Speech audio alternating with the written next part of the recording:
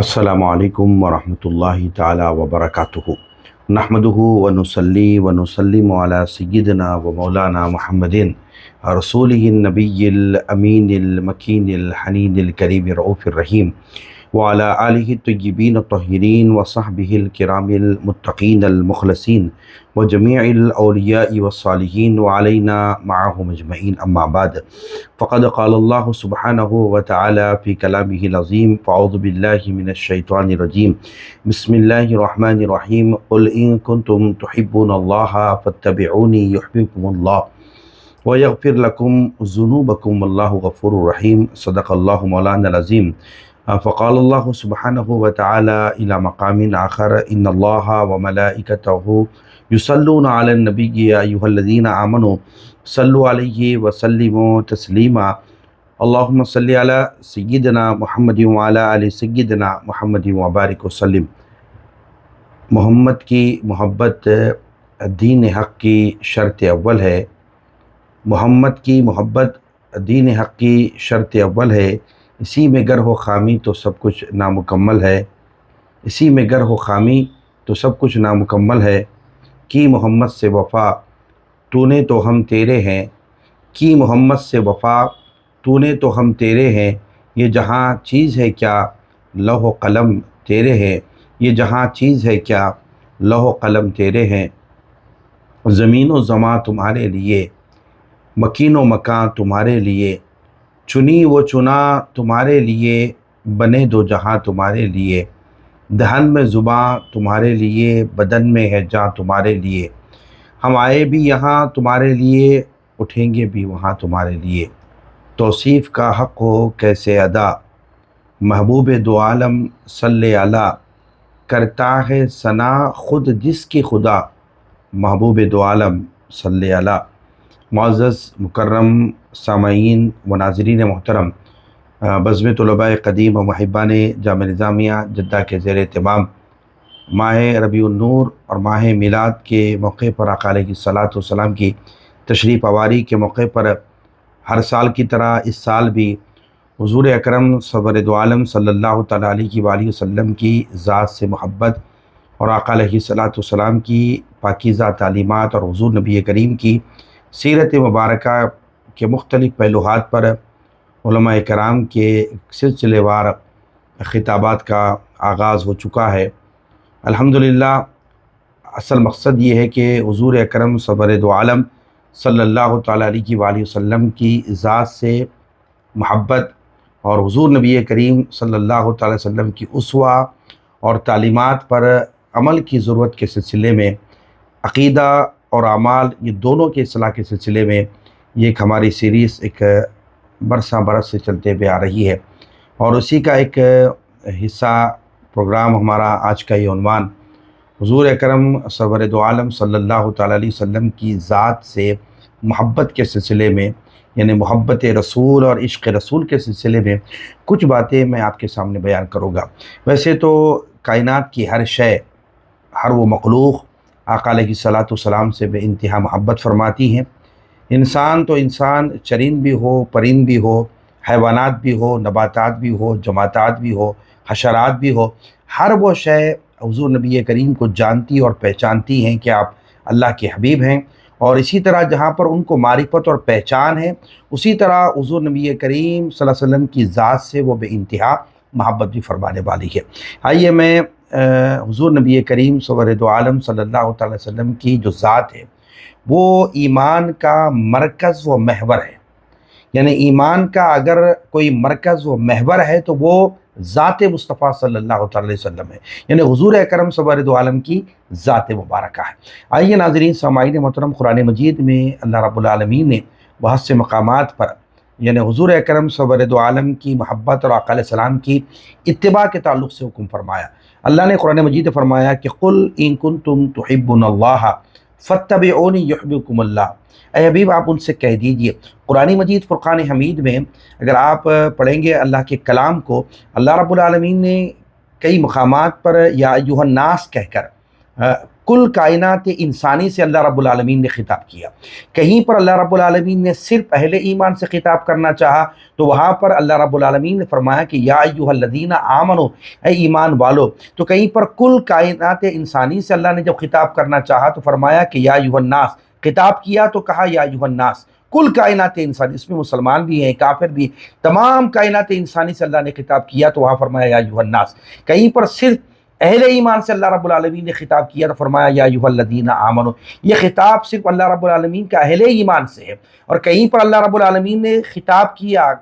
کلام کیا، بات پہنچائی، بات کیا، لیکن حضور اکرم سرورد عالم صلی اللہ علیہ وسلم کی وساطت، حضور نبی کریم کے وسیلے سے، حضور نبی کریم کے توسط سے، حضور نبی کریم کی ذات کے ذریعے سے اس بات کو، اس پیغام کو اللہ نے بندوں تک پہنچایا۔ تو جو کلام اللہ کا ہو، درمیان میں آقا علیہ السلام کی ذات گرامی ہو، اور وہاں پر اللہ رب العالمین نے فرمایا قل، اے حبیب آپ کہہ دیجئے ان سے، یعنی میرے بندوں سے، آپ کی امت سے آپ کہہ دیجئے کہ یہ جہاں جہاں پر قرآن مجید میں قل آیا، کلام خدا کا ہے، مر بواسطہ رسالت محمدی کے، حضور نبی کریم کی وساطت سے وہ کلام، وہ بات اللہ رب العالمین اپنے بندوں تک پہنچاتا ہے۔ فرمایا قل، اے حبیب آپ کہہ دیجئے۔ حتیٰ کہ اللہ رب العالمین نے یہاں قل کے ذریعے اللہ رب العالمین نے جو بات بندوں سے کی، قل کے ذریعے سے جو پیغام اللہ نے حضور نبی کریم کی ذات سے بندوں تک پہنچایا، تو کوئی خاص بات ہو، کوئی خاص کلام ہو، کوئی خاص شے ہو، کوئی خاص بات ہو، اللہ تبارک و تعالیٰ اپنے بندوں تک پہنچانا چاہتا ہے تو وہ واسطہ رسالت محمدی کے ذریعے سے اللہ رب العالمین پہنچانا چاہتا ہے۔ یعنی حضور نبی کریم کی وساطت سے جو بات اللہ اپنے بندوں تک پہنچایا وہ خاص بات ہوتی ہے۔ حتیٰ کہ اگر آپ قرآن مجید کو پڑھیں گے، اللہ رب العالمین نے اپنی جو وحدانیت کا اعلان کیا، فرمایا قل هو اللہ احد، میرے حبیب آپ کہہ دو کہ اللہ ایک ہے، فرمایا سبحان اللہ۔ اپنی وحدانیت کا اعلان بھی اللہ رب العالمین نے حضور نبی کریم صلی اللہ علیہ وسلم کی وساطت، حضور نبی کریم کے ذریعے سے اللہ رب العالمین نے یہ اعلان کروایا، اے حبیب آپ کہہ دو کہ اللہ ایک ہے، فرمایا۔ تو اسی طرح اللہ رب العالمین نے فرمایا قل، اے حبیب آپ کہہ دیجئے، جہاں جہاں بھی قرآن مجید میں قل آیا، کلام خدا کا، حضور نبی کریم کے واسطے سے اللہ رب العالمین وہ بات بندوں کو پہنچاتا ہے۔ فرمایا اے حبیب آپ کہہ دیجئے قل ان کنتم تحبون اللہ، کیا وہ اللہ سے محبت کرتے ہیں؟ قل ان کنتم تحبون، کیا وہ اللہ سے محبت کرتے ہیں؟ تحبون اللہ، کیا وہ اللہ کو چاہتے ہیں، اللہ سے محبت کرتے ہیں؟ ابھی آپ ان سے کہہ دیجئے فاتبعونی، وہ آپ کی اتباع کریں، وہ آپ کی پیروی کریں، وہ آپ کی غلامی میں آ جائیں۔ اے حبیب، جو اللہ فرماتا ہے کہ میرا اگر کوئی بندہ محبوب ہے، میرا چاہنے والا ہے، مجھ سے محبت کرنے والا ہے، اس کو ابھی آپ کہہ دو وہ آپ کی غلامی کے پٹے کو اپنے گلے میں ڈالے، وہ آپ سے بے انتہا محبت کرے، وہ آپ کی اتباع، وہ آپ کی پیروی میں آ جائے۔ جو آپ کی اتباع، آپ کی پیروی اور آپ کی محبت اور آپ کی غلامی کا پٹا اپنے گلے میں ڈالے بغیر، حبیب اگر کوئی یہ کہے کہ میں خدا کا چاہنے والا ہوں تو وہ میرا محبوب نہیں بن سکتا، وہ جھوٹا ہے اپنے دعوے میں۔ اے حبیب اس سے کہہ دو کہ وہ آپ کی اتباع، وہ آپ کی پیروی کریں۔ جو کوئی آپ کی اتباع، آپ کی پیروی، آپ کی غلامی میں آئے اور آپ سے محبت کرے، آپ کی تعلیمات، آپ کی اسوہ، آپ کے طریقے کو اپنا لے، آپ کی اتباع میں آ جائے اور آپ کی پیروی کرے، اللہ فرماتا ہے یحببکم اللہ، بھی ان سے کہہ دو اللہ بھی اس سے محبت کرتا ہے، فرمایا۔ تو جو کوئی اللہ کی محبت کا طلبگار ہے، کوئی اللہ کا محبوب بندہ بننا چاہتا ہے، تو اللہ رب العالمین نے فرمایا حبیب میں اس کو اپنا محبوب اسی وقت بنا لوں گا، یا اس کی محبت کو اپنی بارگاہ میں اس وقت قبول کر لوں گا، اس کو مقام محیب سے محبوب بنا لوں گا اس وقت جب تک کہ آپ کی وہ اتباع نہیں کرے گا، وہ آپ کی پیروی نہیں کرے گا، آپ کی وہ غلامی نہیں کرے گا۔ حبیب جو آپ سے، آپ کے دامن سے وابستہ ہو جائے، جو آپ سے جڑ جائے اور جو آپ سے تعلق کو مضبوط کر لے، وہ آپ کی اتباع، وہ آپ کی پیروی میں آ جائے، تو در حقیقت وہ میرا محبوب بندہ بن جائے گا۔ تو اللہ رب العالمین نے بندوں کو یہ فرمایا کہ میرے بندو، اگر تم محب سے محبوب بننا چاہتے ہو تو میرے محبوب کی اتباع، میرے محبوب کی پیروی، میرے محبوب کی اطاعت، میرے محبوب کی غلامی کا پٹا اپنے گلے کے اندر ڈالو، فرمایا۔ تو دیکھیے حضور نبی کریم سرور دو عالم صلی اللہ تعالیٰ علیہ وآلہ وسلم کی محبت یہ اصل ایمان ہے۔ اگر کوئی آقا علیہ السلام کی محبت اپنے دلوں کے اندر نہیں رکھتا، صرف وہ عمل پہ زور دیتا ہے یا عمل کی طرف لوگوں کو توجہ کرواتا ہے کہ بھئی عمل تو ضروری ہے، حضور نبی کریم کی پاکیزہ سیرت یہ ضروری ہے، لیکن یہ بات یاد رکھ لیں کہ پہلے ذات ہے، بعد میں حضور نبی کریم کی تعلیمات ہے۔ تو گویا اگر ذات مصطفیٰ کی محبت اپنے دلوں کے اندر آ جائے گی تو پھر وہ اتباع میں، پیروی میں پھر انسان پھر اپنی زندگی کو لگا دے گا۔ تو گویا حضور نبی کریم کی محبت کے بغیر اگر کوئی اسوہ و تعلیمات پر زور دیتا ہے تو میں یہ کہتا ہوں کہ دیکھو، جس طرح ایک کاغذ کا پھول ہے، دکھنے میں بڑا خوبصورت نظر آتا ہے، دیکھنے میں بڑا اچھا دکھتا ہے، خوبصورت نظر آتا ہے، مگر اس کو آپ قریب لے کر اس کے بو سونگیں گے، اس سے کوئی خوشبو نہیں آئے گی، وہ بالکل جو ہے اس کے اندر بو ہی نہیں رہے گی۔ تو گویا وہ کاغذ کے پھول کی طرح انسان ہوگا کہ جس کے دل میں محبت مصطفیٰ نہیں ہے، مگر عمل اس کے اندر ہے۔ تو عمل کے ساتھ ساتھ پہلے اس ذات کی محبت ہو جس کے آپ نے اسوہ کو، جس کے آپ کے طریقے کو ہم نے اپنایا ہے۔ تو گویا پہلے آقا کی ذات، قرآن مجید میں حضور نبی کریم سرور دو عالم کی جہاں پر لقد کان لکم فی رسول اللہ اسوۃ حسنہ، کہ آقا علیہ السلام کے اسوہ اور طریقے کو جہاں اللہ رب العالمین نے ہمیں حکم دیا کہ حضور نبی کریم کی اتباع، حضور کی پیروی کریں، حضور نبی کریم کے اسوے کو اپنائیں۔ تو گویا حضور نبی کریم کا اسوہ اور طریقہ جو اپنایا جانے کا حکم اللہ رب العالمین نے دیا، وہی قرآن مجید میں اللہ رب العالمین نے حضور نبی کریم کے مبارک گیسوؤں کا ذکر فرمایا۔ آقا علیہ السلام چادر اوڑے ہوئے تھے، اللہ رب العالمین نے حضور نبی کریم کو جب اس حال میں دیکھا تو اللہ رب العالمین نے قرآن مجید میں اس حال کا ذکر فرمایا، کہیں پر یا ایھا المزمل کہہ کر خطاب کیا، کہیں پر یا ایھا المدثر کہہ کر خطاب کیا، کہیں حضور نبی کریم سرور دو عالم کے زلفوں کی اللہ رب العالمین نے قسم کا ذکر فرمایا۔ تو گویا آقا علیہ السلام کی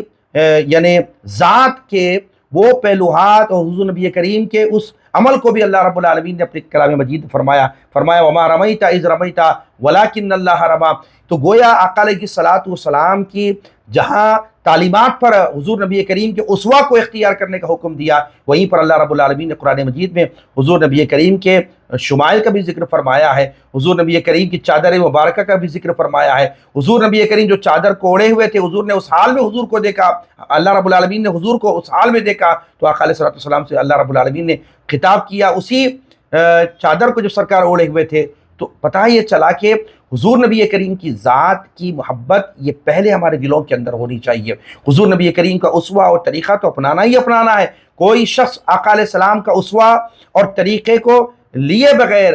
جو ہے اپنی زندگی میں لائے بغیر کوئی کامیاب نہیں ہو سکتا، کوئی نجات نہیں پا سکتا۔ تو گویا پہلے آقا علیہ السلام کی ذات سے محبت ہو، حضور نبی کریم سرور دو عالم کی تعریف ہو، حضور نبی کریم کی توصیف ہو، حضور نبی کریم کی محبت ہو، حضور نبی کریم کا ذکر ہو، سرکار دو عالم کی مدح سرائی ہو۔ تو گویا جو آقا علیہ السلام کی سیرت کو اپناتا ہے تو پہلے چاہیے کہ وہ آقا علیہ السلام کی صورت سے اپنے تعلق کو مضبوط کر لے۔ تو گویا آقا علیہ السلام کی جو محبت ہے کہ آقا علیہ السلام کی مدح گوئی، سرکار دو عالم کی جو ہے مدح سرائی، حضور نبی کریم کی نعت، آقا علیہ السلام کی توصیف، حضور نبی کریم کا ذکر، آقا علیہ السلام کی محبت، یہ جو ہے دلوں کے اندر ہونی چاہیے۔ یہ وہ اعمال ہے جس کے ذریعے سے بندے کے دل میں آقا علیہ السلام کی محبت ہوتی ہے۔ اب آئیے محبت اور عشق، یہ دونوں کے درمیان میں تھوڑا سا فرق آپ کے سامنے واضح کرتا چلوں گا کہ دیکھیے، ایک ہوتی ہے محبت اور ایک ہوتا ہے عشق۔ اس کے متعلق میں تھوڑی وضاحت آپ کو کر دوں۔ اگر دل کسی کی جانب اگر مائل ہو جائے، دل اگر کسی کی طرف مائل ہو جائے تو اسے محبت کہا جاتا ہے۔ یعنی اگر دل کا جھکاؤ اگر تھوڑا سا کسی کی طرف ہو جائے تو اسے محبت کہتے ہیں، اور یہی محبت شدت اختیار کر جائے تو پھر اسے عشق کہلاتا ہے۔ اگر دل میں اگر دل کسی کی طرف اگر کھینچاؤ ہو جائے یا مائل ہو جائے تو اسے محبت کہتے ہیں۔ اگر یہی محبت اگر شدت اختیار کر جائے تو پھر اسے عشق کہا جاتا ہے۔ تو اور عشق بھی دو طرح کا ہوتا ہے، ایک ہوتا ہے مجازی، یعنی انسانوں کا انسانوں سے محبت، یہ جو ہے مجازی محبت ہے، اور عشق حقیقی وہ ہے جو خدا اور مصطفیٰ کی ذات سے ہوتا ہے۔ یعنی محبت خدا وہ مصطفیٰ صلی اللہ علیہ وسلم سے جو ہوتا ہے وہ کہتے ہیں عشق حقیقی، اور عشق مجازی اکثر جو ہے دوزخ کی راہ پہ لے جاتا ہے، مگر عشق حقیقی جو ہے انسان کو جنت کی طرف لے کر جاتا ہے۔ عشق مجازی تباہ و برباد کر دیتا ہے، اور عشق حقیقی جو ہے وہ شاد اور آباد کر دیتا ہے۔ اور عشق حقیقی میں بڑی قوت ہوتی ہے، عشق حقیقی میں بڑی قوت ہوتی ہے۔ یہ کبھی سخت طوفان کا جو ہے سامنا کرتا ہے، اور کبھی فرعون کا مقابلہ کرتا ہے، اور کبھی حکم الہی پر قربانی کے لیے سر رکھ دیتا ہے، اور کبھی بے خطر جو ہے آگ میں جو ہے کود پڑتا ہے، جیسا کہ جہاں تک عقل جو ہے یہ دنگ رہ جاتی ہے کہ اس شاعر نے کیا خوب کہا کہ بے قدر کود پڑا آتش نمرود میں عشق، یعنی عشق جو ہوتا ہے، محبت جو ہوتی ہے، جو بڑھ جاتی ہے، شدت اختیار کر جاتی ہے، تو پھر انسان امتحانات سے گزرتا ہوا حتیٰ کہ اپنے آپ کو بھی جو ہے آگ میں داخل کرنے کے لیے تیار ہو جائے۔ تو شاعر کیا کہتا ہے، بے قدر کود پڑا آتش نمرود میں عشق، محبت جو ہے یہ آتش نمرود میں کود پڑا، یہ محبت ہوتی ہے۔ حقیقی محبت خدا سے ہوتی ہے، حقیقی محبت جو ہے رسول اللہ صلی اللہ علیہ وسلم سے ہوتی ہے۔ تو گویا یہ محبت جب شدت اختیار کر لی ہے تو کبھی سخت طوفانوں کا بھی جو اس کو سامنا کرنا پڑتا ہے، وقت کے فرعون کا بھی اس کو مقابلہ کرنا پڑتا ہے۔ تو گویا یہ عشق حقیقی جو ہوتا ہے یہ مشکلات سے انسان کو گزارتا ہے اور یہ تکالیف سے گزارتا ہے، تب جو ہے وہ انسان کو جو ہے وہ محبت، کامل محبت اسے نصیب ہوتی ہے۔ اب آئیے کہ عشق حقیقی کے جو ہے ثمرات کیا ہوتے ہیں۔ یعنی عشق حقیقی سے مراد حضور اللہ رب العالمین اور آقا علیہ الصلوۃ والسلام کی محبت کامل ہے، اور یہ دولت بے بہا جس کے خزانہ دل میں جمع ہو جاتی ہے اسے جو ہے فانی کائنات سے بیگانہ کر دیتی ہے۔ یعنی جس کے دل میں حضور کی محبت ہوتی ہے، پھر یہ جو فنا ہونے والی جو کائنات ہے اس کی جو ہے نا بالکل جو ہے اس کو بیگانہ کر دیتی ہے، اسے الگ کر دیتی ہے۔ وہ ہمہ وقت جو ہے وہ محبوب کے تصوروں اور جلووں میں گم رہتا ہے، اور محبت و معرفت کی لذت میں کھو کر وہ بندہ دنیا سے کنارہ کش ہو جاتا ہے۔ پھر وہ محبوب کی سنتا ہے، محبوب کی مانتا ہے، اور اس کی چاہت پر چلتا ہے، اور حتیٰ کہ محبوب کے نام پر جان تک قربان کر دیتا ہے۔ یہ ہوتی ہے حقیقی محبت کے ثمرات۔ اور ایمان کامل کی بنیاد کیا ہے؟ عشق الہی کے بعد، یعنی اللہ رب العالمین کی محبت کے بعد سب سے بڑی نعمت ہے وہ عشق رسول صلی اللہ تعالیٰ علیہ وسلم ہے، یعنی آقا علیہ الصلوۃ والسلام کی محبت ہے۔ اور حقیقت یہ ہے کہ عشق رسول کے بغیر بندہ مومن کامل نہیں ہو سکتا، اور عشق رسول کے بغیر بندے مومن کا گزارا ہی ہو نہیں سکتا۔ مومن تبھی کامل مومن ہوتا ہے، روایت میں حضور نبی کریم نے فرمایا کہ لا یؤمن احدکم حتی اکون احب الیہ من والدیہ وولدہ والناس اجمعین، کہ کوئی شخص اس وقت تک مومن کامل نہیں ہو سکتا، یعنی مومن تو ہے مگر مومن کامل نہیں ہو سکتا جب تک کہ رسول پاک فرمایا کہ میں اس کے جو ہے نا والدی، اس کے والدین سے بڑھ کر، اس کے جو ہے نا مال سے بڑھ کر، اس کی اولاد سے بڑھ کر، حتیٰ کہ روایت کے الفاظ ہے کہ اپنی جان سے بڑھ کر میں اسے محبوب نہ ہو جاؤں، اس وقت تک وہ مومن کامل نہیں ہو سکتا۔ تو کامل مومن ہونے کی علامت یہ ہے کہ بندہ یعنی محبت الہی کے بعد آقا علیہ السلام سے ایسی محبت رکھے، اپنے والدین سے بڑھ کے آقا علیہ السلام کو چاہے، اپنی مال سے بڑھ کے آقا علیہ السلام سے محبت کرے، اپنی اولاد سے بڑھ کر حضور نبی کریم سے محبت کرے، حتیٰ کہ اپنی جان سے بڑھ کر بھی آقا علیہ السلام سے محبت رکھے، یہ بندے مومن اور مومن کامل ہوتا ہے۔ اور اب آ جائیے سچے عشاقان رسول کے کچھ میں احوال آپ کے سامنے بیان کروں گا۔ دیکھیے سچی بات یہ ہے کہ عشق رسول صلی اللہ علیہ وسلم کی تاثیر بڑی حیرت انگیز ہے، اور یہ مشکلات بندے مومن کی بھرپور رہنمائی کرتا ہے، اور بیماریوں میں شفا کا علاج کرتا ہے، شافی کا، اور اندھیروں میں روشنی بکھیرتا ہے، اور جو ہے مخلوق کو خالق سے ملاتا ہے۔ یہ عشق رسول ہی تو ہے جس نے صحابہ کرام رضوان اللہ تعالی اجمعین کو غلامی محبوب میں ایسا مستغرق اور وہ منہمک کر دیا، حتیٰ کہ انہیں دنیا کی کسی شے اور نسبت سے کوئی غرض نہ رہی، وہی سب کچھ برداشت کرنے کے لیے تیار رہے، مگر حضور نبی کریم صلی اللہ علیہ وسلم کی یعنی معمولی سی بے ادبی کو بھی وہ برداشت کرنے کے لیے تیار نہیں رہے۔ تو پتہ یہ چلا کہ صحابہ کرام رضوان اللہ تعالیٰ علیہ اجمعین کے دلوں کے اندر حضور نبی کریم کی ایسی محبت رہی کہ آقا علیہ السلام کی معمولی سی بے ادبی کو بھی وہ جو ہے نا گوارا نہ کیا، اس کو تیار نہ ہوئے، برداشت نہ کیا، حتیٰ کہ اپنے میانوں سے وہ تلواروں کو نکال دیا۔ تو گویا پتہ یہ چلا کہ صحابہ کرام کے دلوں میں اللہ کے پیارے حبیب صلی اللہ علیہ وسلم کی کیسی محبت رہی ہے۔ آئیے ناظرین سامعین محترم، جب بھی عشاقان رسول کا ذکر کیا جائے گا تو ہمیں معلوم ہوگا کہ حضور نبی کریم سرور دو عالم صلی اللہ تعالیٰ علیہ وآلہ وسلم سے محبت فرمانے والے وہ جمیع صحابہ کرام کی ذوات مقدسات، صحابہ کرام کی اگر طبقات کو لے لیں گے،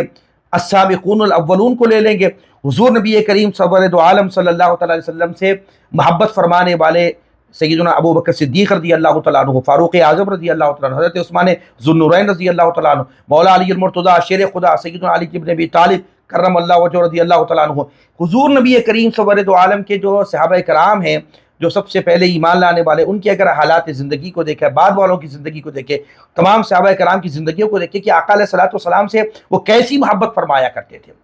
اور یہ بات یاد رکھ لیں کہ حضور نبی کریم سرور دو عالم سے محبت کیوں کی جائے، معزز ناظرین سامعین، مطلب آخر کیا وجہ ہے کہ حضور نبی کریم سرور دو عالم سے محبت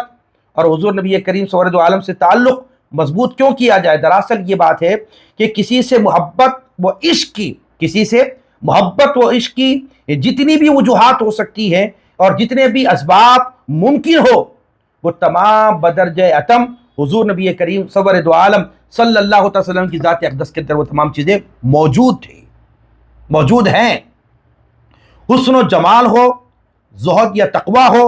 علم و حکمت ہو، جود و سخا ہو، شفقت و رحمت ہو، یا حسن اخلاق ہو، یا قوت و طاقت ہو، یا داد و دہش ہو، یا علم و ادب ہو، یا تربیت و تنظیم کی رہنمائی ہو، یا دنیا و آخرت کے مسائل کو دور کرنا ہو، یا پھر وہ عنایات و احسانات ہو، یہ سب خوبی انتہا پر موجود تھی، یا جود و سخا کے اعتبار سے ہو، احسانات و عنایات کے اعتبار سے ہو، یا علم و ادب کے اعتبار سے ہو، تعلیم و تربیت کی وجہ سے ہو، تو گویا وہ تمام چیزیں آقا علیہ الصلوۃ والسلام کی ذات کے اندر اپنی انتہا پر موجود تھی وہ تمام چیزیں۔ تو لہذا حضور نبی کریم سرور دو عالم صلی اللہ علیہ وسلم سے محبت کی جائے، ہر اعتبار سے حضور نبی کریم سے محبت کی جانی چاہیے، وہ پورے کمالات و خوبیاں وہ آقا علیہ الصلوۃ والسلام کی ذات کے اندر اپنی انتہا پر موجود تھے۔ تو معزز ناظرین سامعین محترم، صحابہ کرام رضوان اللہ تعالیٰ علیہ مجمعین کی اگر مبارک زندگیوں کو دیکھا جائے کہ آقا علیہ السلام سے وہ کیسی محبت فرمایا کرتے، آئیے وہ خلفائے راشدین کے واقعات تو اپنے 12 مرتبہ سنا۔ سیدنا ابوبکر صدیق رضی اللہ تعالیٰ عنہ حضور نبی کریم سے کیسی محبت فرمایا کرتے، اپنا سارا مال لا کر آقا علیہ السلام کی بارگاہ میں لا کے رکھ دیا۔ فاروق اعظم رضی اللہ تعالیٰ عنہ کی کیسی محبت تھی، اور آپ 12 مرتبہ آپ نے علماء کرام سے سنا۔ حضرت عثمان ذو النورین کی کیسی محبت تھی، آپ نے 12 مرتبہ علماء کرام کی زبانوں سے سنا۔ مولا علی المرتضیٰ کی محبت کیسی آقا علیہ السلام کی ذات سے تھی، آپ نے 12 مرتبہ علماء کرام کی زبان سے سنا۔ تو لہذا میں آج وہ ان واقعات کی طرف آپ کے سامنے بیان نہیں کروں گا جو آپ نے پہلے علماء کرام سے 12 مرتبہ سن چکے ہیں۔ آئیے میں کچھ دوسرے واقعات آپ کے سامنے رکھتا چلوں گا، اور کچھ دوسرے پہلوہات بھی میں آپ کے سامنے رکھتا چلوں گا۔ آئیے صلح حدیبیہ کے سلسلے میں کچھ واقعات ہیں آپ کے سامنے میں رکھتا چلوں گا۔ حدیبیہ کا موقع تھا اور حضور اکرم سرور دو عالم صلی اللہ تعالیٰ علیہ وآلہ وسلم احرام باندھے ہوئے صحابہ کرام رضوان اللہ تعالیٰ علیہ اجمعین کے ساتھ عمرہ کی نیت سے وہ حدیبیہ کے موقع پر پہنچے، اور صلح حدیبیہ اور بیعت رضوان اس سلسلے میں واقعہ آپ تمام حضرات نے 12 مرتبہ سنا ہے۔ میں کچھ اس واقعے سے کچھ خلاصہ آپ کے سامنے پیش کروں گا۔ حضور نبی کریم سرور دو عالم صلی اللہ تعالیٰ علیہ وآلہ وسلم نے کفار سے مذاکرے کے لیے حضور نبی کریم نے اپنے اصحاب میں سے سیدنا عثمان غنی رضی اللہ تعالیٰ عنہ کو حدیبیہ کے موقع پر مقام حدیبیہ میں پہنچ کر حضرت عثمان غنی رضی اللہ تعالیٰ عنہ کو مکہ مکرمہ میں کفار کے پاس صلح کا پیغام دے کر بھیجا آقا علیہ السلام۔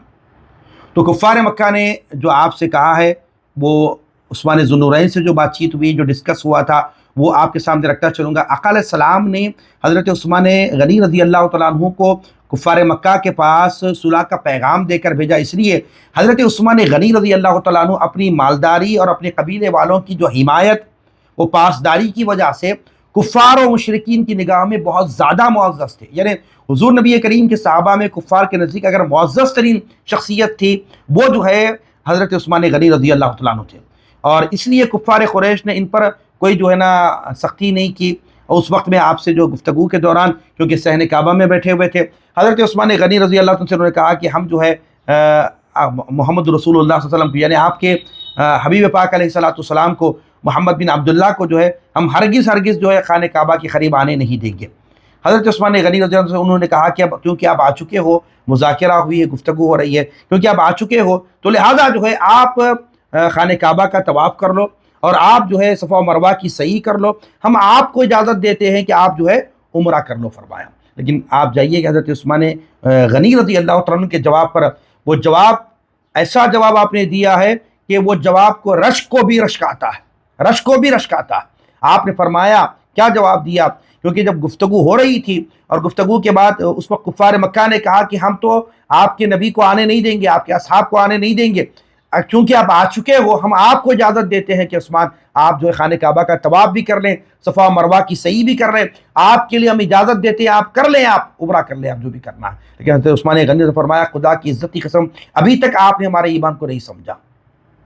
کہ حضور اکرم صلی اللہ علیہ وسلم جب مکہ المکرمہ چھوڑ کر چلے گئے اور ہم بھی آقا علیہ السلام کے ساتھ چلے گئے، حضور نے پھر ارادہ کیا ہم آقا علیہ السلام کے ساتھ آئے۔ حضرت عثمان غنی رضی اللہ تعالیٰ نے جو جواب دیا اس پر رشک کو بھی رشک آتا ہے۔ آپ نے فرمایا خدا کی عزت کی قسم عثمان اس وقت تک خانہ کعبہ کا طواف نہیں کرے گا، عثمان اس وقت تک صفا و مروہ کی صحیح نہیں کرے گا، عثمان اس وقت تک عمرہ نہیں کرے گا جب تک کہ محمد رسول اللہ نہ کر لیں، حضور نبی کریم جب تک ہمارے ساتھ نہ ہو، حضور جب تک نہیں کریں گے عثمان بھی اس وقت تک نہیں کرے گا۔ فرمایا سبحان اللہ، کیا جواب آپ نے دیا! فرمایا اس سے اندازہ ہوتا ہے کہ عثمان غنی رضی اللہ تعالیٰ عنہ کی جو محبت آقا علیہ السلام کی، جو محبت آپ کی جو دل میں تھی، حضور نبی کریم کی جو محبت آپ کے جو قلب کے اندر تھی وہ یہ تھی۔ اب دیکھیے حضور نبی کریم جس وقت آپ کو صلح کے لیے بھیجا تھا اس وقت یہ نہیں فرمایا تھا کہ عثمان جو ہے تم ہمارے بغیر عمرہ نہیں کرنا، ہمارے بغیر تم طواف نہیں کرنا، حضور نے یہ نہیں فرمایا تھا۔ اور شریعت کا کوئی ایسا مسئلہ نہیں کہ حضور ساتھ نہ ہو تو عمرہ نہ کیا جائے، لیکن حضرت عثمان غنی رضی اللہ تعالیٰ نے بتایا اگرچہ کہ وقت اور حالات بھی تھے اور جو ہے ہر بندے کے دل میں خانہ کعبہ اللہ کے گھر کی محبت ہوتی ہے، ہر ایک کی یہ تڑپ ہوتی ہے، ہر ایک کی یہ چاہت ہوتی ہے کہ میں خانہ کعبہ کو جاؤں، اللہ رب العالمین کے گھر کا دیدار کروں، اللہ رب العالمین کے گھر کا طواف کروں۔ حضرت عثمان غنی رضی اللہ عنہ کئی سال بعد ادھر مکہ المکرمہ آئے، وقت اور حالات بھی اجازت دے رہے ہیں، حضور نے جاتے وقت کوئی منع بھی نہیں کیا تھا، لیکن قربان جائیے حضرت عثمان غنی رضی اللہ تعالیٰ نے جو جواب دیا فرمایا خدا کی عزت کی قسم جب تک کہ محمد رسول اللہ خانہ کعبہ کا طواف نہیں کر لیں گے تو عثمان بھی اس وقت تک طواف نہیں کرے گا۔ فرمایا سبحان اللہ، یہ محبت تھی۔ اور اس وقت صحابہ کرام رضوان اللہ تعالیٰ اجمعین آقا علیہ السلام سے فرما رہے تھے حضور شاید عثمان نے طواف کر لیا ہوگا، شاید عثمان نے خانہ کعبہ کا طواف کر لیا ہوگا، تو آقا علیہ السلام نے فرمایا کہ میں جانتا ہوں میرے بغیر عثمان خانہ کعبہ کا طواف نہیں کر سکتے۔ فرمایا سبحان اللہ، آقا علیہ السلام بھی جانتے تھے کہ عثمان غنی رضی اللہ عنہ کی محبت جو رسول پاک سے جو تھی، حضور جانتے تھے کہ عثمان غنی حضور کی ذات سے کیسی محبت فرماتے ہیں۔ تو معزز ناظرین سامعین محترم، یہ حدیبیہ کے موقع پر اور جب حضرت عثمان غنی رضی اللہ تعالیٰ عنہ جب صلح کا پیغام لے کر رسول پاک کی طرف سے ادھر گئے، پھر وہاں سے بھی روایت بات آتی ہے کہ حدیبیہ کے موقع پر پھر کفار نے اپنے ایک جو ہے قاصد کو حضور نبی کریم صلی اللہ علیہ وسلم سے جو ہے صلح کا نمائندہ بنا کر جو ہے انہیں بھیجا تھا، اس شخص کو بھیجا تھا۔ اور حدیبیہ کے موقع پر ایک ایسا موقع بھی آیا کہ کفار کی جانب سے جب صلح کا نمائندہ بن کر جب ایک شخص حضور نبی کریم صلی اللہ علیہ وسلم کی خدمت اقدس میں آیا، وہ جب بھی حضور نبی کریم سے کوئی بات کرتا تھا، کوئی بات کہتا تھا تو ہاتھ بڑھا کر، یعنی بات کہتا ہے وقت میں ہاتھ بڑھا کر حضور نبی کریم صلی اللہ علیہ وسلم کی مقدس داڑھی میں جو ہے وہ ہاتھ کو ڈالا کرتا تھا، یعنی بات کرتے ہوئے حضور نبی کریم کی مبارک ریش مبارک میں وہ ہاتھ ڈالا کرتا تھا اور حضور نبی کریم کی ریش مبارک کو پکڑ لیتا تھا اور بار بار آپ کی مقدس داڑھی پر ہاتھ ڈالتا تھا۔ یہ واقعے کو حضرت مغیرہ بن شعبہ رضی اللہ تعالیٰ نے دیکھا کہ ایک شخص کیونکہ وہ کفار کی طرف سے بڑا بن کے آیا تھا، نمائندہ بن کے آیا تھا، مگر اس کا یہ حضور نبی کریم سے دوران گفتگو اپنے ہاتھ کو حضور نبی کریم کے ریش مبارک میں داخل کرنا، تو یہ عمل حضرت مغیرہ بن شعبہ رضی اللہ تعالیٰ پیچھے کھڑے ہوئے تھے۔ آپ نے جب یہ عمل دیکھا برداشت نہیں کر سکے، آپ غصے میں آ گئے، غضبناک ہو گئے، اور اس کی یہ جرت کو دیکھ کر حضرت مغیرہ بن شعبہ رضی اللہ تعالیٰ عنہ نے اپنی تلوار کا جو حصہ ہوتا ہے اس کے ہاتھ کو اس کے جسم کو لگا کر یہ اشارہ کرتے کہ اپنے اس عمل سے باز آ جا، اپنے اس عمل سے رک جا کہ تیرے سامنے محمد رسول اللہ صلی اللہ علیہ وسلم کی ذات گرامی ہے اور تو اپنے آپ کو بڑا سمجھ کر کچھ بات کرنے کے لیے آیا ہے تو بات کر، مگر یہ تیرا عمل کہ بار بار نبی کریم سے گفتگو کے دوران اپنے ہاتھ کو آقا علیہ السلام کے ریش مبارک میں داخل کرنا، یہ بات حضرت مغیرہ بن شعبہ رضی اللہ تعالیٰ عنہ کو لمحہ بھر بھی گوارا نہ ہوا۔ تو آپ اشارے سے اور تلوار کے جو ہے نا اس جو دستے سے بار بار اس کو دور کرتے جاتے کہ تو یہ کیا عمل کر رہا ہے۔ تو یہ ہوتا ہے محبت رسول، یہ ہوتا ہے عشق رسول، یہ ہوتا ہے صحابہ کرام کی حضور نبی کریم صلی اللہ علیہ وسلم کی ذات سے یہ محبت تھی کہ لمحہ برابر بھی یہ معمولی سے عمل کو بھی حضرت مغیرہ بن شعبہ رضی اللہ تعالیٰ عنہ اس کو پسند نہیں فرما رہے تھے۔ اب آئیے اسی طرح حدیبیہ کے موقع پر ہی کفار مشرکین نے کیا کیا اس وقت میں، حضرت عروہ بنت مسعود کو جو ایمان نہیں لائے تھے اس وقت میں، اور ان کو جو ہے حالات دیکھنے کے لیے بھیجایا گیا تھا کہ دیکھو کہ کیا حالات ہیں محمد رسول اللہ صلی اللہ علیہ وسلم کے اور ان کے اصحاب کے، افرادی قوت کے اعتبار سے کیا ہے، ساز و سامان کے اعتبار سے کیا ہے۔ تو اس وقت میں حدیبیہ کے موقع پر حضرت عروہ بنت مسعود کیونکہ ایمان نہیں لائے تھے، وہ کفار و مشرکین کی طرف سے جاسوس بن کر جو ہے وہ ادھر آئے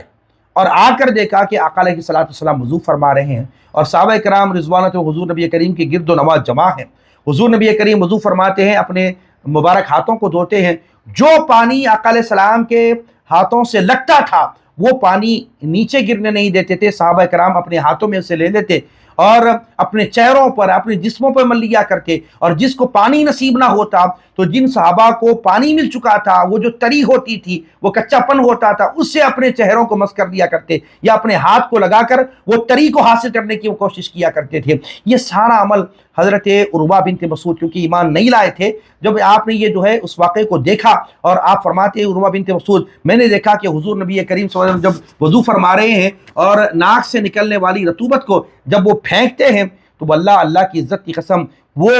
زمین پہ نہ گرتا مگر کسی نہ کسی صحابہ کے ہاتھوں میں ضرور ہوتا تھا۔ تو گویا یہ عمل حضرت عروہ بنت مسعود نے دیکھا کیونکہ ایمان نہیں لائے تھے، اس کے بعد آپ نے ایمان لایا اور اس وقت جب یہ حالات کو دیکھا اور یہ ادب، یہ تعظیم، یہ تکریم، حضور نبی کریم کا ادب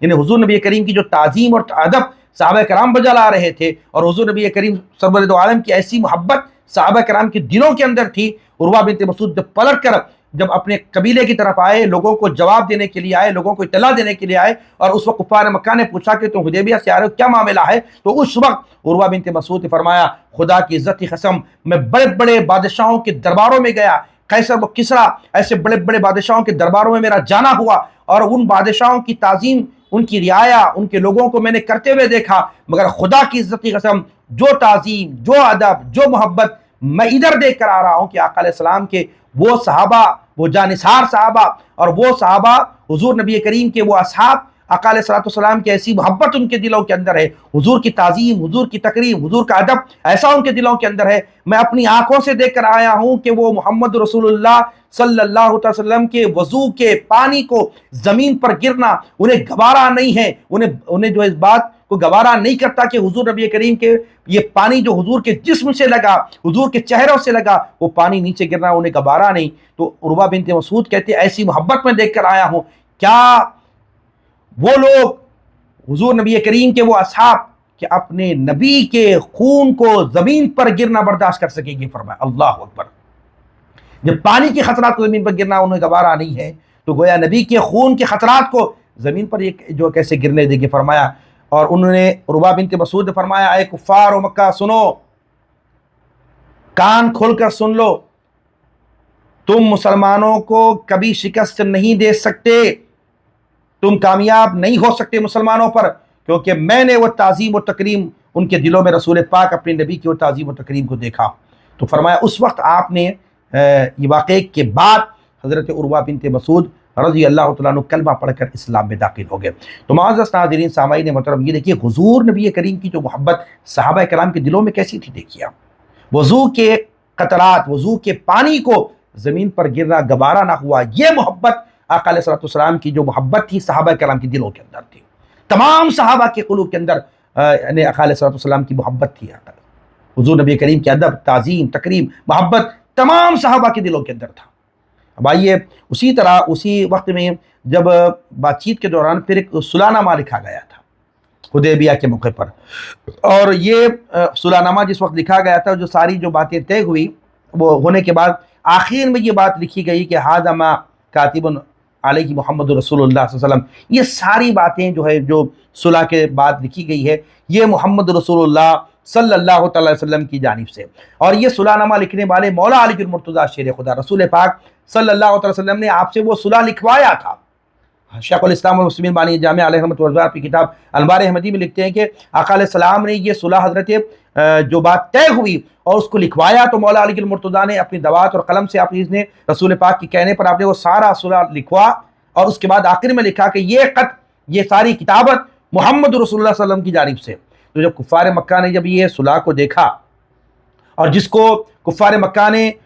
صلح کا نمائندہ بنا کر جو ہے جس کو آگے بڑھا کر بھیجایا تھا، وہ بھڑک کر کہنے لگا خدا کی قسم اگر ہم جان لیتے آپ اللہ کے رسول ہیں، یا ہم آپ کو مان لیتے آپ اللہ کے رسول ہیں، تو بھی جھگڑا کس بات کا تھا؟ ہم آپ کو آنے دیتے، آپ کی بات کو مان لیتے۔ ہاں، یہ سارا مسئلہ یہی ہے کہ آپ کے نبی و رسول ہونے کا ہم انکار کرتے ہیں، آپ کو نبی و رسول ماننے سے ہم انکار کر دیتے ہیں، اس وجہ سے تو یہ سارے مسائل ہیں۔ آپ کی نبوت و رسالت ہمارے لیے مسلم ہوتی تو جھگڑا کس بات کا ہوتا؟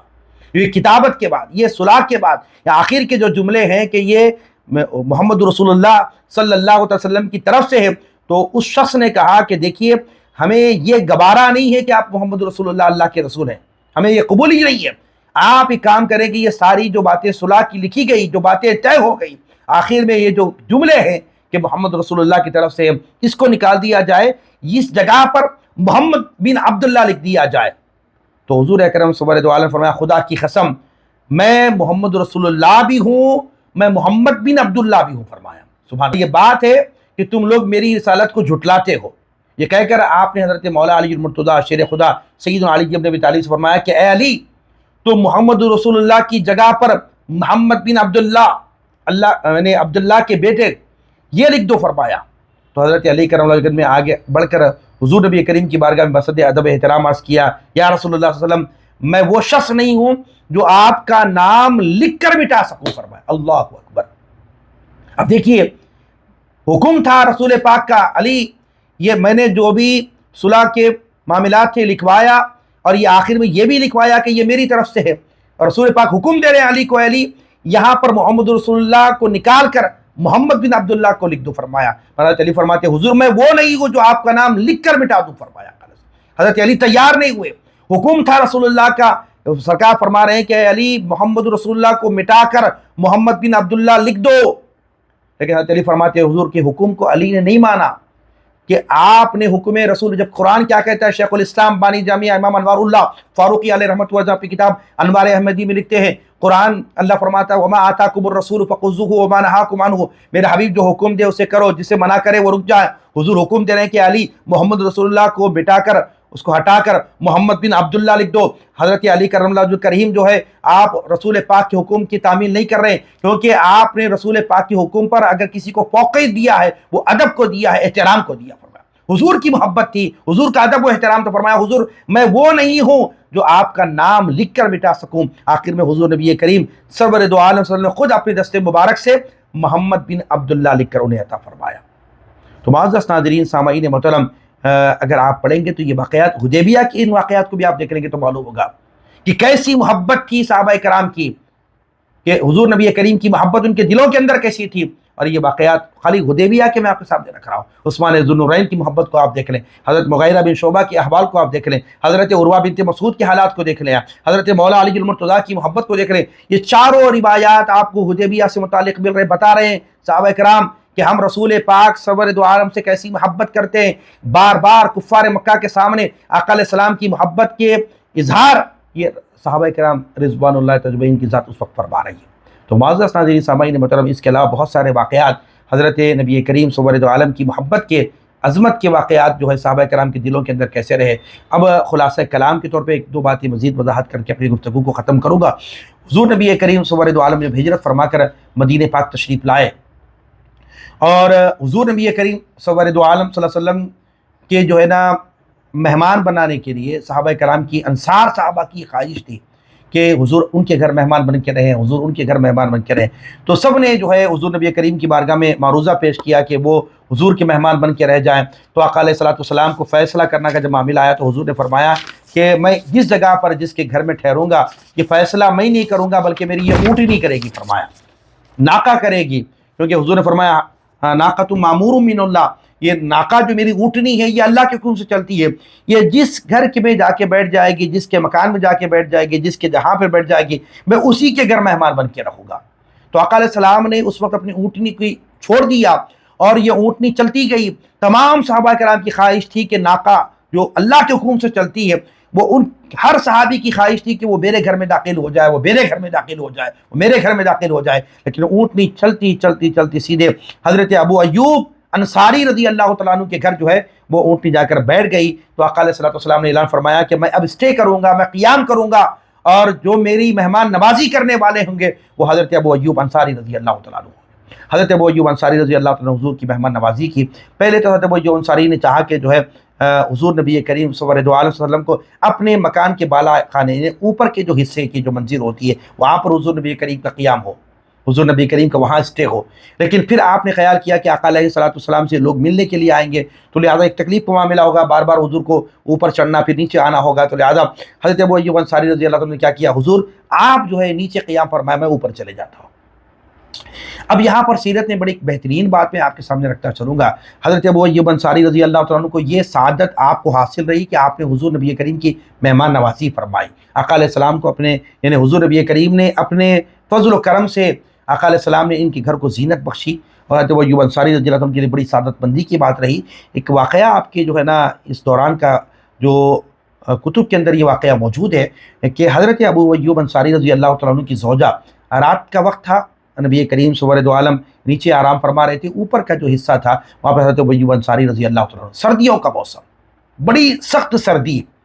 اور آپ کو معلوم ہے کہ عرب کی زمین کی سردی اور گرمی کا کیا معاملہ ہوتا ہے. سردی بھی ہوتی ہے تو وہ اپنے انتہا پر ہوتی ہے، گرمی بھی ہوتی ہے تو وہ اپنے انتہا پر ہوتی ہے. تو اس وقت بڑی سخت سردی تھی اور ایک ہی لحاف یعنی جو اوڑھا جاتا ہے، جو اوڑھنا ہوتا ہے، وہ ایک ہی حضرت ابو ایوب انصاری رضی اللہ عنہ کے پاس تھا. بڑی سخت سردی تھی. اتفاق سے یہ ہوا کہ رات کا وقت تھا اور آپ کی اہلیہ سے پانی کا جو پیالہ ہوتا ہے نا، جو مشکیزہ وغیرہ ہوتا ہے، وہ گر کے ٹوٹ گیا وہ مشکیزہ، اور سارا پانی جو ہے وہ چھت پر جو ہے وہ بہہ گیا. تو حضرت ابو ایوب انصاری رضی اللہ تعالیٰ عنہ، کیونکہ اس دور میں اس مکانات وہ بڑے کچے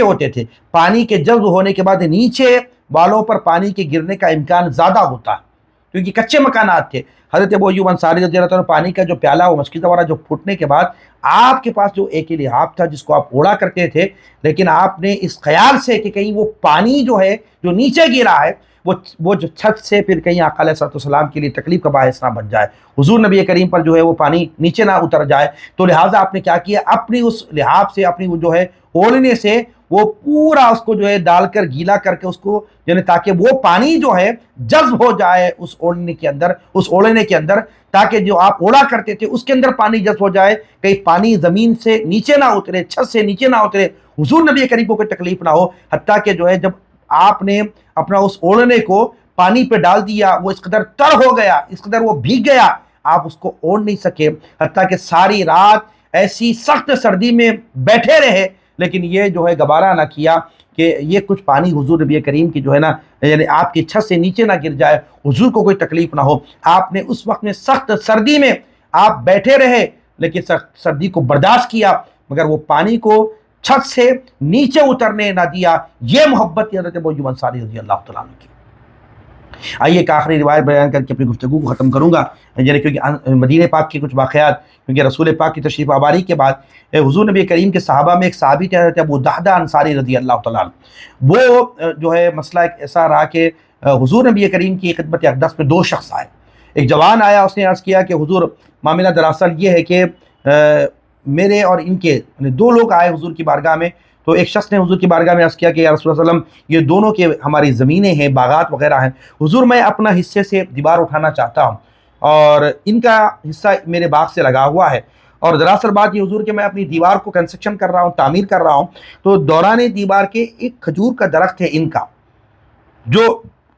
اس دیوار کے بننے میں درمیان میں حائل ہو رہا ہے. حضور میں یہ چاہتا ہوں، اور میں نے ان سے یہ بات کہی ہے کہ یہ جو درخت ہے یہ دیوار کے بننے میں کنسٹرکشن کے دوران میں یہ بیچ میں آئی ہے، لہٰذا یہ درخت کو تم بیچ دو،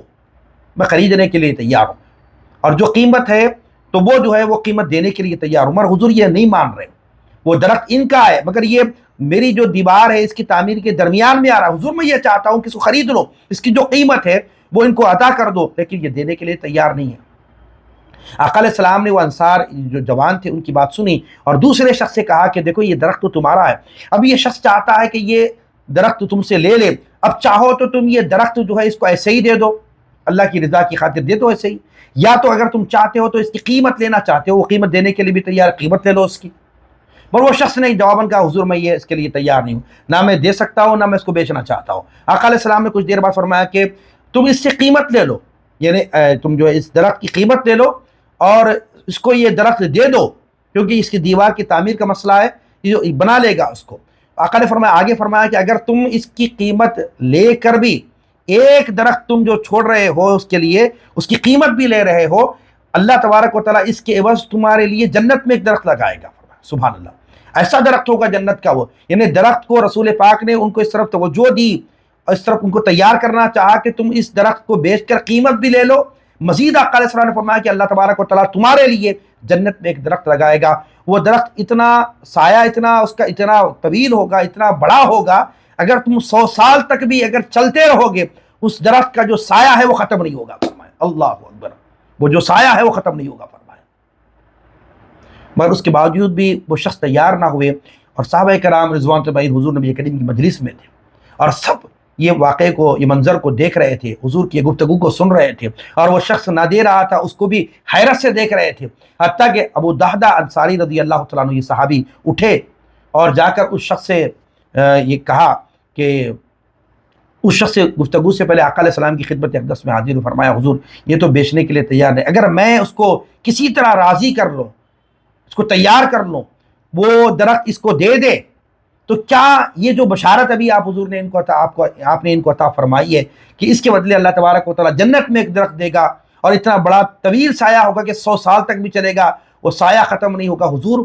وہ جو درخت کی بات آپ نے ان سے کی ہے نا حضور، اگر میں اس کو راضی کر لوں، تیار کر لوں، کیا وہ درخت مجھے ملے گا؟ فرمایا ہاں حضور۔ فرمایا کیوں نہیں؟ تو پھر وہ ابو دحدہ انصاری رضی اللہ عنہ شخص کے پاس گئے، فرمایا کہ دیکھ تیرے کو تو معلوم ہے کہ میں تعارف کا محتاج نہیں ہوں، مدینہ پاک کے اندر لوگ مجھے جانتے اور پہچانتے ہیں، اور حضرت ابو دحدہ نے فرمایا اس شخص سے کہا کہ دیکھ میرے جو مدینہ پاک کے اندر جو باغات ہیں اس میں سب سے بڑا باغ اور سب سے قیمتی کھجوریں اور بڑی نادر و نایاب کھجوریں آپ کی باغ میں ہی، مدینہ پاک کے اندر جو ہے آپ کا باغ ہی بڑا فیمس تھا، بڑا مشہور تھا، آپ کے باغ کے جو کھجور نکلتے تھے لوگ منتظر ہوتے تھے اس کھجوروں کو خریدنے کے لیے، بڑی جو ہے قیمتی کھجوریں آپ کی جو ہے باغ سے نکلا کرتی تھی۔ تو حضرت ابو دحدہ نے اس شخص سے کہا کہ میرا باغ جو مدینہ پاک کے اندر ہے جو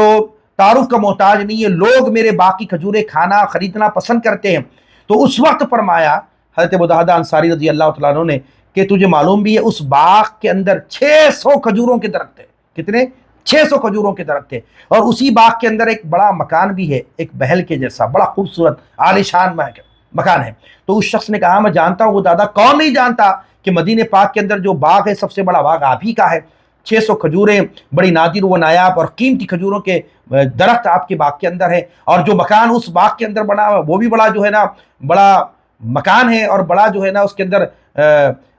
بڑی اہم ترین چیزیں اس باغ کے مکان کے اندر بھی ہے آپ کے، بڑا خوبصورت مکان ہے، بڑا قیمتی مکان ہے، ہم وہ بھی جانتے ہیں۔ تو ابو دحدہ انصاری نے فرمایا کہ تم ایک کام کر، یہ میرا پورا باغ، وہ مکان، وہ سب لے لے،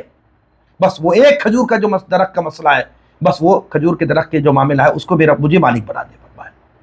وہ میری ملکیت میں دے دے۔ تو اس شخص نے کچھ دیر سوچ کے فوراً اس نے جواب دیا ہاں ٹھیک ہے۔ تو حضرت ابو دحدہ نے فرمایا آج سے وہ کھجوروں کا باغ تیرا، وہ کھجور تیرے، وہ مکان تیرا، بس۔ وہ پھر کھجور کا وہ درخت کے معاملے کو لے کے حل کر کے رسول پاک کی بارگاہ میں حاضر ہو کے عرض کیا یا رسول اللہ صلی اللہ علیہ وسلم ابھی جو آپ نے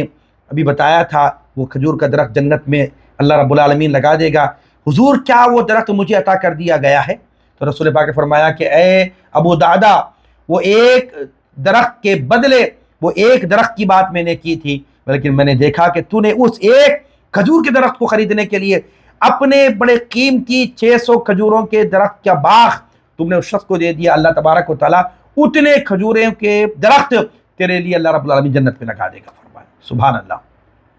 تو یہ محبت تھی۔ امام احمد بن حنبل نے، امام ابن کثیر نے اس واقعے کو اختصاراً لکھا اپنی کتابوں کے اندر۔ خلاصہ کلام یہ کہ صحابہ کرام یہ چاہتے تھے کہ بس آقا علیہ الصلوۃ والسلام کی رضا کو حاصل کر لے، حضور کی محبت تھی،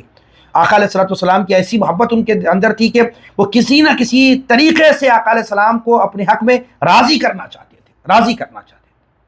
ایک روایت مشکات المصابیح کی بتا کے اپنی گفتگو کو ختم کروں گا۔ مشکات المصابیح کے اندر ایک روایت میں بات موجود ہے کہ آقا علیہ السلام کا معمول تھا کہ آقا علیہ السلام روزانہ کچھ وقت نکال کر یعنی صحابہ کرام کے ساتھ باہر تشریف لے جاتے، باہر نکلتے، مدینے کی گلیوں کوچوں سے آپ کا گزر ہوتا، محل جات سے نبی کریم کا گزر ہوتا۔ تو روایت میں ہے کہ ایک صحابی کے ساتھ آقا علیہ السلام موجود تھے، اور حضور نبی کریم جب نکلے باہر تشریف لے گئے تو حضور نبی کریم نے ایک مکان کو دیکھا کہ وہ مکان کس قدر دیگر مکان سے بلند تھا،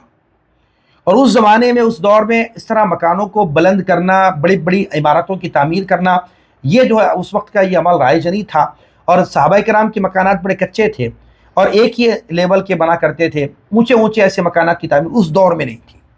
آقا علیہ السلام نے دیکھا کہ ایک مکان جو تمام مکانوں سے جدا گانا تھا اور وہ تھوڑا کس قدر اونچا تھا، تھوڑا بڑا تھا مکان۔ حضور نبی کریم نے اس اونچے مکان کو دیکھ کر پوچھا، صحابی کے ساتھ جو تھے وہ اکیلے حضور نبی کریم کے ساتھ تھے، ان سے پوچھا کہ یہ مکان کس کا ہے؟ تو وہ صحابی نے ان کے نام کی نشاندہی کی، حضور یہ فلاں کا مکان ہے، وہ دیگر مکان سے ذرا اونچا مکان تھا۔ بس حضور نبی کریم صلی اللہ علیہ وسلم نے بات سنی، پھر اپنے مکان تشریف لائے، اور کچھ دنوں بعد وہ جو صحابی جن کا یہ مکان تھا یہ حضور نبی کریم کے در دولت پر حاضر ہوئے، حضور نبی کریم کی خدمت اقدس میں حاضر، حضور نبی کریم کو انہوں نے سلام کیا، آقا علیہ السلام نے اپنے چہرے کو پھیر لیا۔ ایسا ہی جو حضور نبی کریم کی ان سے تھوڑی بے رغبتی رہی،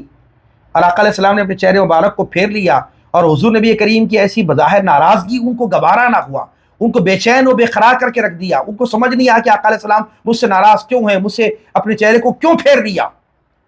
بس ان کو جو ہے یہ معلوم کرنا تھا کہ حضور نبی کریم کی ناراضگی کی اصل وجہ کیا ہے۔ آپ جو ہے وہ صحابی سے ان سے ملاقات کی تو پوچھا کہ کیا معاملہ ہے، حضور مجھ سے ناراض نظر آ رہے ہیں، قفا نظر آ رہے ہیں، میں سلام بھی کرتا ہوں، آقا علیہ السلام نے چہرے کو پھیر لیا، یہ ناراضگی کی وجہ کیا ہے؟ وہ صحابی جو کیونکہ انہوں نے پوچھا تھا تو انہوں نے جواب دیا، ہو سکتا ہے کہ ایک مرتبہ میں رسول پاک کے ساتھ تھا اور شام کے وقت میں سیر و تفریح کے لیے نکلے تھے، باہر ہم نے جو ہے مدینے کی گلیوں سے گزر ہوا، حضور نے جب دیکھا کہ تیرے مکان پر نظر پڑی تھی، حضور نے پوچھا تھا کہ یہ مکان کس کا ہے، کیونکہ تیرا مکان بقدر اونچا دیگر مکانات سے ذرا اونچا تھا، شاید وہ صحابی کہتے ہیں کہ مجھے یہ امکان ہے، میں یہ سمجھتا ہوں کہ شاید میرا خیال، یہ میرا گمان ہے کہ شاید حضور نبی کریم کی تیرے سے ناراضگی کی وجہ یہ کہ تیرا مکان شاید تھوڑا سا اونچا ہے۔ بس یہ بات جب ان کو معلوم ہوئی گھر گئے، اور گھر جانے کے بعد اپنا جو مکان کا اونچا حصہ تھا اس کو گرا کر دیگر مکانات کے لیول ان کے برابر نہیں کیا، بلکہ وہ صحابی رسول کا یہ عمل رہا کہ اپنے پورے مکان کو زمین کے برابر کر دیا، کوئی شے وہاں باقی نہیں رکھا، سب ختم کر دیا۔ فرمایا یہی وہ مکان تھا جس کی وجہ سے میرے رسول، میرے حبیب مجھ سے ناراض ہو گئے۔ فرمایا اللہ اکبر۔ صاحب مشکات نے اس روایت کو نقل فرمایا، اگر چاہتے تو جس قدر اونچا تھا، وہ بلند تھا، اس کو گرا کر لیول کر دیتے، نہیں، فرمایا یہی وہ مکان ہے جو میرے اور میرے حبیب کے درمیان ناراضگی کا سبب بنا، اس وجہ سے اس مکان کو میں جو ہے زمین دوست کر دوں گا، زمین کے برابر کر دوں گا۔ تو پتہ یہ چلا کہ کیسی محبت تھی صحابہ کرام کے دلوں میں رسول پاک صلی اللہ علیہ وسلم کی۔ ہمیں معلوم ہوتا ہے کہ یہ محبتوں کے واقعات پڑھنے سے یہ درس ہمیں ملتا ہے کہ ہمارے دلوں کے اندر آقا علیہ السلام کی محبت ہو، اور ہر شے سے بڑھ کے ہم حضور نبی کریم صلی اللہ علیہ وسلم سے محبت فرمائے۔ یہ چند باتیں میں نے آپ کے سامنے رکھی، اللہ رب العالمین کی حضور دست بدعاؤں، پروردگار عالم ہم سب کو میرے مولا آقا علیہ السلام سے محبت فرمانے اور آقا علیہ السلام کی پاکیزہ تعلیمات پر عمل کرنے کی توفیق عطا فرما۔ وما علینا الا البلاغ، وآخر دعوانا ان الحمد